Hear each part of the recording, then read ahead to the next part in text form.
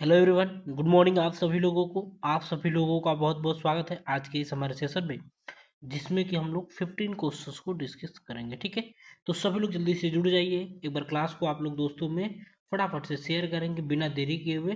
फिर हम लोग चलेंगे आज के सेशन में। ठीक है, सारे प्रश्न इंपॉर्टेंट रहने वाले हैं। जो लोग भी क्लास में पहली बार जुड़े हैं तो प्लीज़ चैनल को सब्सक्राइब करेंगे, बेल आइकन को प्रेस करेंगे, ताकि वीडियो को नोटिफिकेशन डेली आप सभी लोगों को मिल सके। उम्मीद है सभी लोग स्वस्थ होंगे, अच्छे से आप सभी लोगों की पढ़ाई चल रही होगी। और जो एग्ज़ाम, ठीक है, का ठीक है, 1-2 महीने के अंदर में आपका एग्ज़ाम होने की संभावनाएं हैं। तो अच्छे से लगे रहिए, रेगुलरिटी बना के पढ़ाई करते रहिए। कुछ दिनों की बात है, उसके बाद से जब जॉब हो जाएगा आपके पास तो सभी को सारा कुछ ठीक हो जाएगा। तो चलिए चलते हैं हम लोग एक बार क्लास को। तब तक आप लोग शेयर करिए, वीडियो को लाइक करिए। पहले क्वेश्चन को देखेंगे, फेफड़े के सामान्य ज्वर की मात्रा कितनी होती है? ठीक है, सामान्य ज्वार की मात्रा कितनी होती है तो सभी लोग यहाँ पे बताएंगे। ठीक है, 250 ml 500 ml होती है, या 750 ml होगा, या 1000 ml। तो क्या हो जाएगा यहाँ पे? ऑप्शन आप लोगों का बी राइट आंसर हो जाएगा। यानी कि देखिए, जो सामान्य स्थिति में एक स्वस्थ व्यक्ति में आराम करते समय प्रति श्वास लेने लगभग कितना होता है? तो 500 मिलीलीटर होता है। ठीक है, कितना होता है? तो 500 मिलीलीटर होता है, यहाँ पे ध्यान रखेंगे। ठीक है, ऑप्शन बी आप लोगों का राइट आंसर हो जाएगा। एक बार क्लास को सभी लोग को पहले शेयर कर दीजिए। ठीक है, चलिए आगे बढ़ेंगे, नेक्स्ट क्वेश्चन को देखेंगे। सेकंड नंबर बताएंगे, कौन सा हार्मोन पाचन तंत्र में पित्त की रिहाई को उत्तेजित करता है? तो इसमें से कौन सा हार्मोन है? गैस्ट्रिन है, सिक्रेटिन है, कोलेसिस्टोकाइनिन है, या एंथ्रोगोस्ट्रोन? तो सभी लोग यहाँ पे जल्दी से बताइए क्या हो जाएगा यहाँ पे। तो कौन सा है? ऑप्शन सी आप लोगों का राइट आंसर हो जाएगा। कोलेसिस्टोकाइनिन है, जो कि पाचन, ठीक है, पा ठीक है, पाचनांत्र में पित्त की रिहाई को उत्तेजित करता है। ठीक है, तो यहाँ पे ध्यान रखिएगा, कोलेसिस्टोकाइनिन क्या है? तो नामक एक हार्मोन जो है अन्य सभी के साथ मिलकर यह काम करता है। ठीक है, तो यहाँ पे ध्यान रखिएगा क्या हो जाएगा? कोलेसिस्टोकाइनिन हो जाएगा। चलिए आगे बढ़ेंगे, नेक्स्ट क्वेश्चन को देखेंगे। बताएंगे, वेस्को में हिमेटोपोएसिस कहाँ पाए जाते हैं? वेस्को में हिमेटोपोएसिस कहाँ पाए जाते हैं? तो सभी लोग जल्दी से बताएंगे। ठीक है, सभी लोग बताएंगे कहाँ पे पाए जाते हैं। थर्ड का जल्दी से आंसर करिए। जिगर में, तिल्ली में, लाल अस्थि मज्जा में, या पीली अस्थि मज्जा में? ठीक है, तो सब लोग यहाँ पे जल्दी से बताएंगे थर्ड का क्या हो जाएगा। तो यहाँ पे क्या हो जाएगा दोस्तों? ऑप्शन सी हो जाएगा, ऑप्शन सी होगा, यानी कि लाल अस्थि मज्जा में। ठीक है, वेस्को में हेमेटोपोएसिस पाए जाते हैं। ठीक है जी, तो ध्यान रखिएगा। चलिए आगे बढ़िए, नेक्स्ट क्वेश्चन को देखेंगे। बताएंगे, निम्नलिखित में से कौन सा पुरुष सेक्स हार्मोन है? यहाँ पे पुरुष सेक्स हार्मोन आप लोगों को बताना है। तो सभी लोग जल्दी से बताइए क्या हो जाएगा यहाँ पे राइट आंसर। सभी लोग जल्दी से बताएंगे। ठीक है, और हेमेटोपोइसिस क्या होता है? तो एक प्रकार का क्या स्टेम कोशिकाएं होती है, जो अन्य सभी लाल रक्त को कणिकाओं को जन्म देने का कार्य करेगी। ठीक है, हेमेटोपोइसिस क्या होती है? ठीक है, हेमेटोपोइसिस के बारे में देखेंगे तो क्या होती है। ठीक है, स्टेम होती है ठीक है, स्टेम कोशिकाएं होती है जो क्या करेगी, अन्य सभी रक्त कोशिकाओं को जन्म देती है। ठीक है, जन्म देने का कार्य करती है, और इस प्रक्रिया को क्या कहेंगे? तो हेमेटोपोइसिस कहा जाता है। ठीक है, चलिए तो यहाँ पे आगे बढ़िए। यहाँ पे देखिए, लाल अस्थि मज्जा भी है। तो यह क्या होता है? हड्डियों के अंदर मौजूद एक नरम और स्पंजी ऊतक होता है लाल अस्थि मज्जा। ठीक है, चलिए, तो ये सभी समझ में आ गया होगा आप लोगों को। बताइए सभी लोग, कौन सा इसमें से पुरुष सेक्स हार्मोन है? बताइए। एक बार क्लास को सभी लोग जल्दी से शेयर करेंगे बिना देरी किए हुए। तो यहाँ पे क्या हो जाएगा? टेस्टोस्टेरोन हो जाएगा, एस्ट्रोजन हो जाएगा, प्रोजेस्टेरोन होगा, या ठीक है, कॉर्टिसोल हो जाएगा। तो यहाँ पे फोर्थ का राइट आंसर क्या हो जाएगा? तो टेस्टोस्टेरोन हो जाएगा।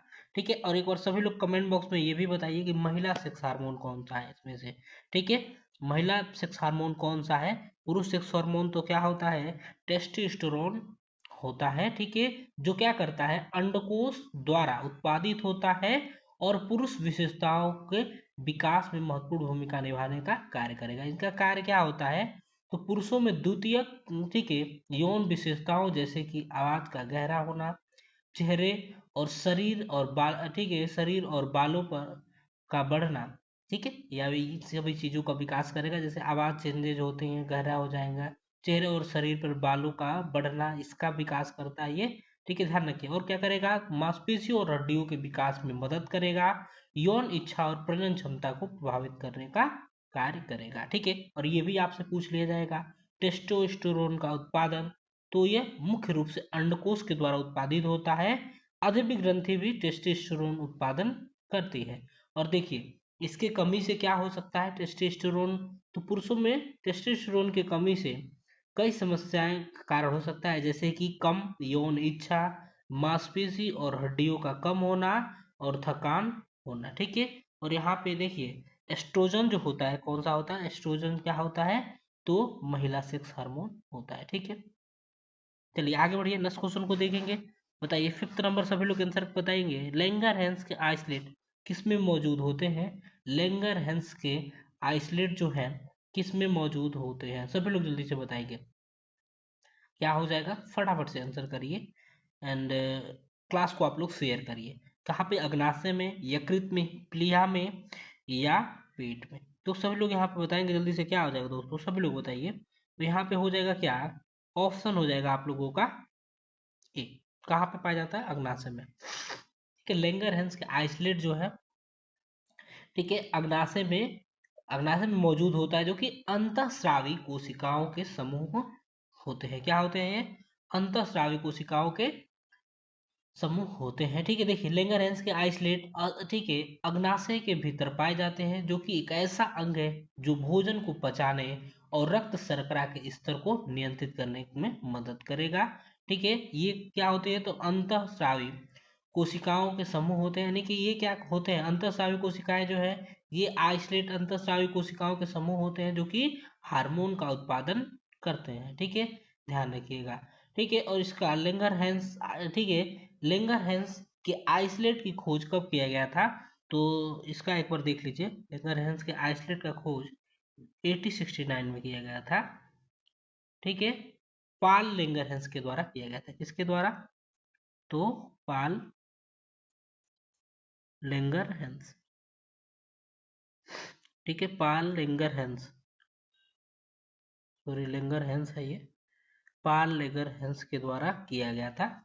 ठीक है, तो ये चीजें ध्यान रखना आप लोगों को। और इसका कार्य क्या होता है, तो लैंगरहैंस के आइसोलेट इंसुलिन और अन्य हार्मोन के स्राव के माध्यम से शरीर में ऊर्जा हेमेटो, ठीक है, ठीक है, होम्योस्टेसिस में महत्वपूर्ण भूमिका निभाने का कार्य करता है। ठीक है, यहाँ पे ध्यान ध्यान रखिएगा, यकृत या लीवर क्या होता है, तो एक अहम है, यह पेट के दाहिने ऊपरी हिस्से में होता है, यह शरीर की सबसे बड़ी ग्रंथि, ठीक है, होती है। चलिए, और प्लीहा आपको पता है, ये प्लीहा या इसे तिल्ली भी कहा जाता है। ठीक है, तिल्ली भी कहा जाएगा, शरीर का एक अंग है जो कि पेट में स्थित होता है। यह रक्त कोशिका को फिल्टर करता है और रोगों से लड़ने में मदद करता है। यह रक्त का भंडार भी होता है। ठीक है, इसे रक्त का भंडार भी कहते हैं। इसका कार्य क्या होता है प्लीहा का, तो प्लीहा रक्त को फिल्टर करता है और उसे स्टोर करता है। यह श्वेत रक्त कोशिकाओं यानी कि WBC और प्लेटलेट्स का भंडार है। यह एंटीबॉडी बनाता है जिसमें इन्फेक्शन से बचाव होता है। क्या होता है, जिससे इन्फेक्शन से बचाव होता है, यह पुरानी लाल रक्त कोशिकाओं को नष्ट करने का कार्य भी करता है। पेट आप लोगों को पता ही है।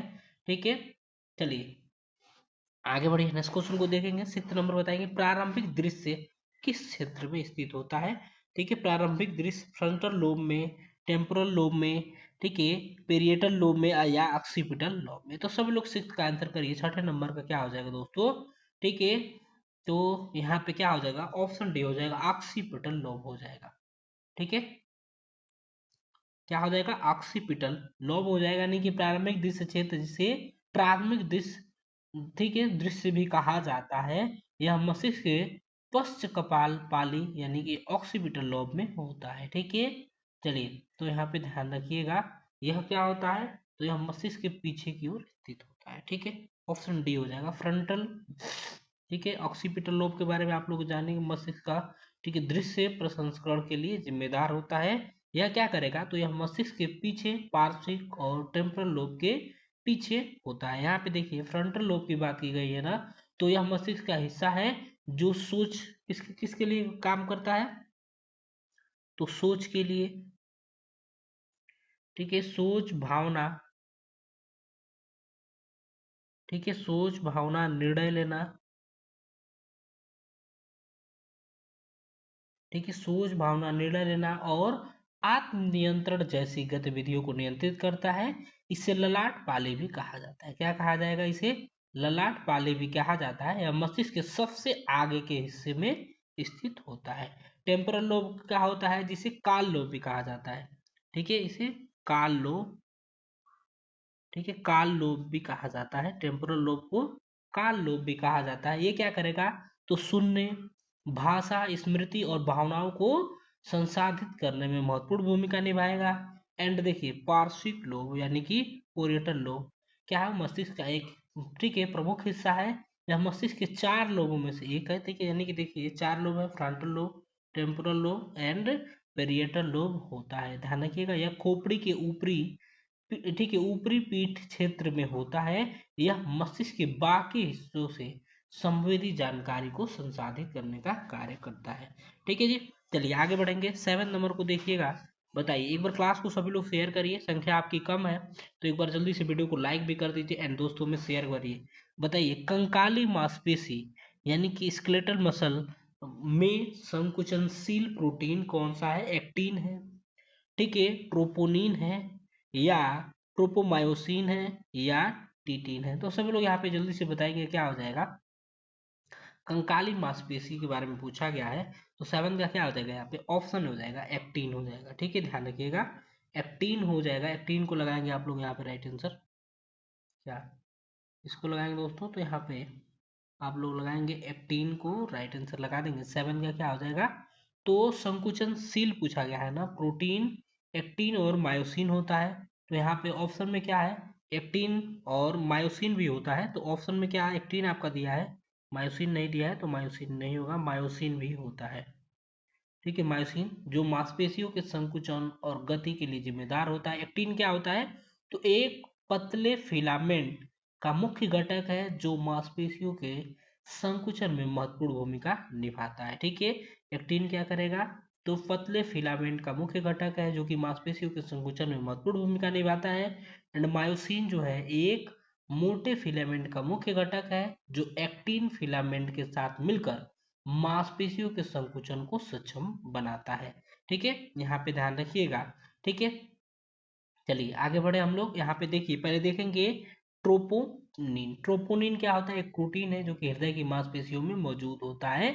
ठीक है, ये क्या करेगा, हृदय की मांसपेशियों को के कामकाज को बनाए रखने में मदद करता है। ठीक है, चलिए यहाँ पे देखिए ट्रोपोमायोसिन है, तो ये क्या है, एक प्रोटीन है जो कि हृदय की मांसपेशियों में पाया जाता है। यह एक्टिन तंतुओं के चारों ओर, ठीक है, लिपटा रहता है। जो एक्टिन तंतु रहते हैं उनको, उनके चारों ओर लिपटा रहता है। ट्रोपोमायोसिन का मुख्य काम क्या होता है, तो मांसपेशियों को गलत समय पर सिकुड़ने में से रोकना, गलत समय पे सिकुड़ने से रोकना। ठीक है, चलिए और टीटीन भी क्या है, तो एक प्रकार का प्रोटीन है। ठीक है, ध्यान रखिएगा। चलिए आगे बढ़ेंगे, नेक्स्ट क्वेश्चन को देखेंगे। 8 नंबर बताइए, समुदाय के लोगों के लिए पर्यावरणीय स्वच्छता के बारे में स्वस्थ शिक्षा प्रदान करना इसका एक घटक है। तो बताइए सभी लोग किसका घटक है, सभी लोग जल्दी से आंसर करेंगे। समुदाय के लोगों के लिए पर्यावरणीय स्वच्छता के बारे में स्वस्थ शिक्षा प्रदान करना किसका एक उदाहरण है, सामाजिक संचार, संरचनात्मक संचार, चिकित्सकीय संचार या औपचारिक संचार। तो सब लोग यहाँ पे बताएंगे। 8वें का राइट आंसर क्या हो जाएगा, 8वें का क्या हो जाएगा, ऑप्शन ए राइट आंसर हो जाएगा दोस्तों। क्या हो जाएगा, ऑप्शन ए आप लोगों का राइट आंसर हो जाएगा। यानी कि देखिए वे पर्यावरण, ठीक है, क्या होता है, क्या पूछेगा, पर्यावरणीय स्वच्छता के बारे में पूछा गया है। तो इनका उदाहरण कौन सा है, तो सामाजिक संचार हो जाएगा यहाँ पे राइट आंसर। वे पर्यावरणीय खतरे की निगरानी और रिपोर्ट करने में, जैसे कि हाथ धोने, ऑफिस प्रबंधन और सुरक्षित भोजन प्रथाओं जैसे कि स्वस्थ, ठीक है, प्रथाओं को बढ़ावा देने में मदद करते हैं। ठीक है, सामाजिक संचार क्या होते हैं, व्यक्तियों को सामाजिक ढांचे के भीतर दूसरे के साथ संवाद बातचीत की अनुमति देता है, जिसमें क्या करेगा, तो सामाजिक संपर्क, सामाजिक अनुभूति, व्यवहारिक और भाषा प्रसंस्करण होता है। और संरचनात्मक और चिकित्सकीय आप लोगों को पता ही है। औपचारिक क्या होता है, संरचनात्मक क्या होगा, तो जन ठीक है, व्यक्तित्व के तरीके को प्रस्तुत किया जाए। ठीक है, किस तरीके से व्यक्तित्व के ठीक है तरीके को प्रस्तुत किया जाए ताकि प्रतिभागियों को उसे समझने में, ठीक है, यानी कि उसे समझ सके सभी कोई, इसलिए ये कहा जा रहा है इसमें। ठीक है, तो ध्यान रखिएगा। चिकित्सकीय संरचना में क्या होता है, मरीज और स्वास्थ्य पेशेवर की बातचीत का एक तरीका होता है।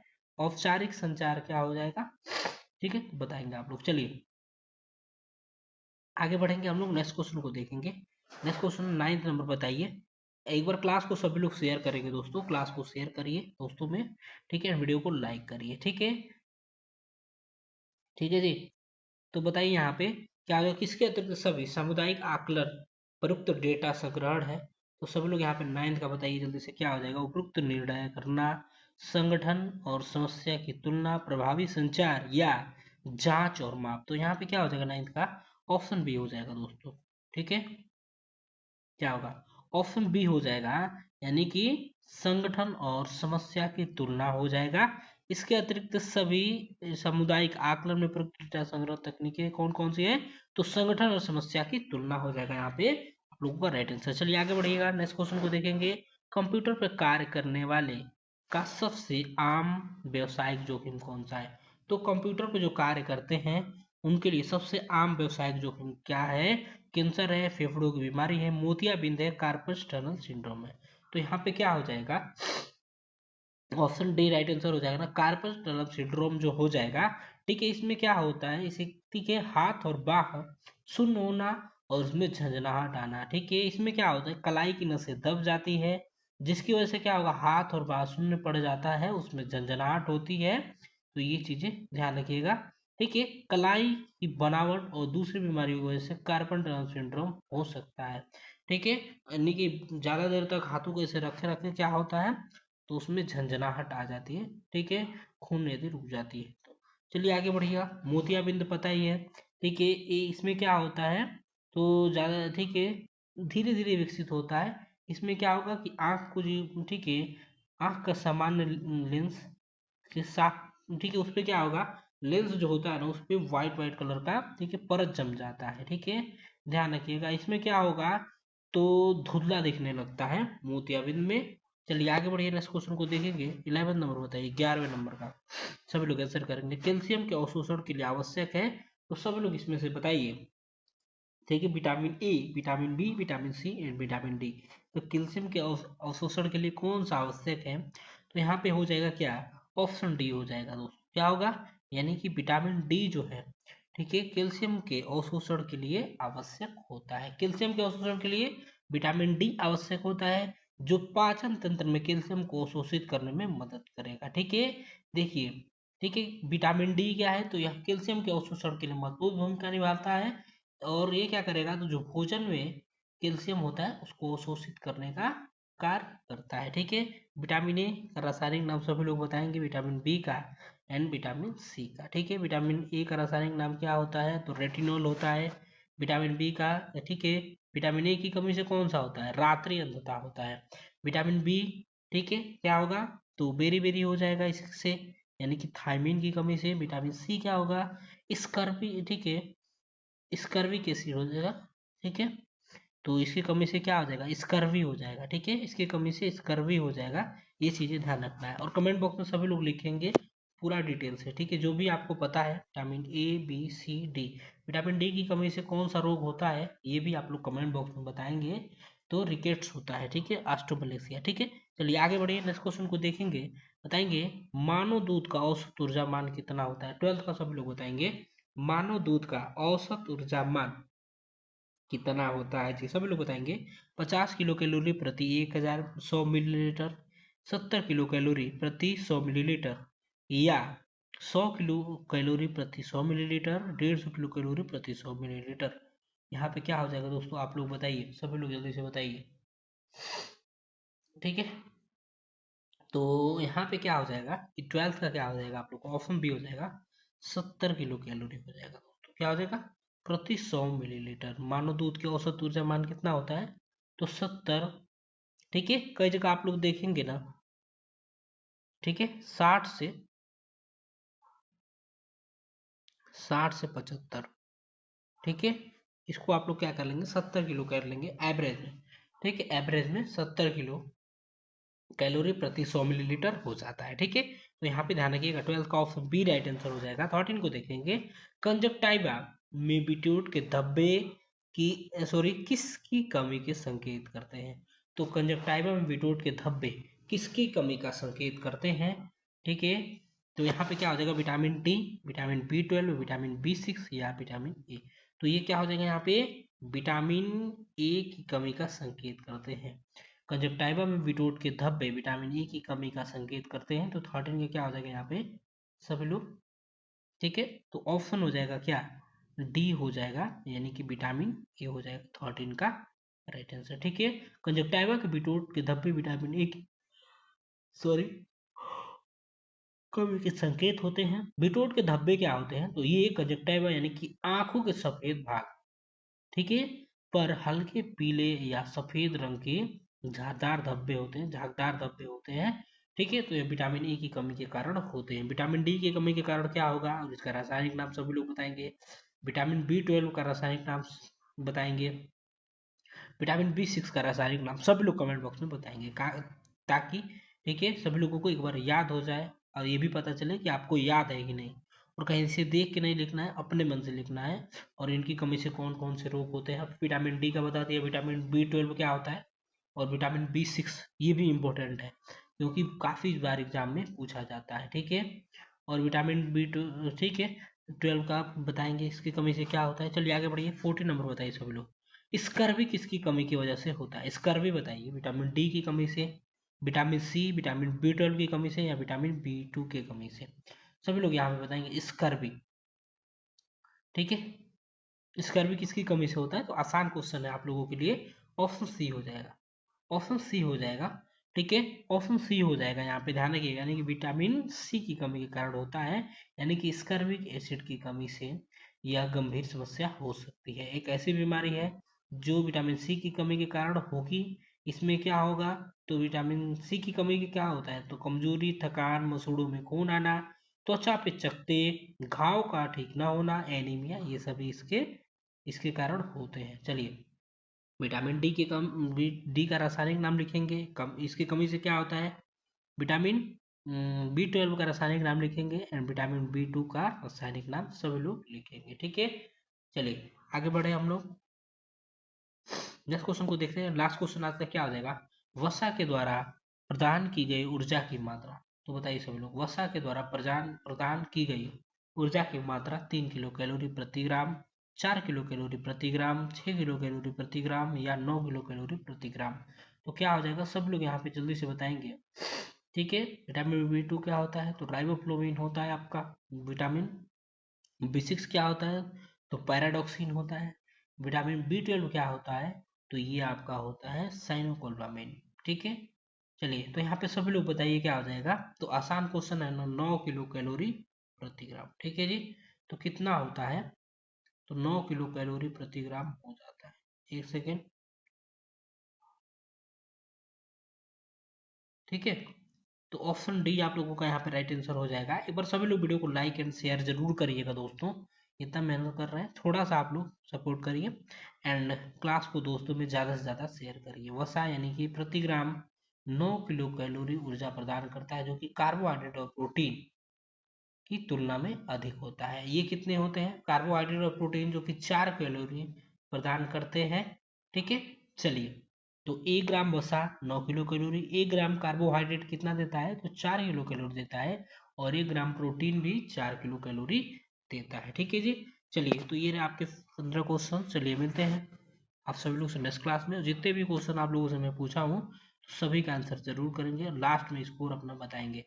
तो मिलेंगे आप सभी लोगों से अगली क्लास में, तब तक के लिए bye bye, take care, thank you so much for watching, have a great day, bye bye, thank you so much for watching.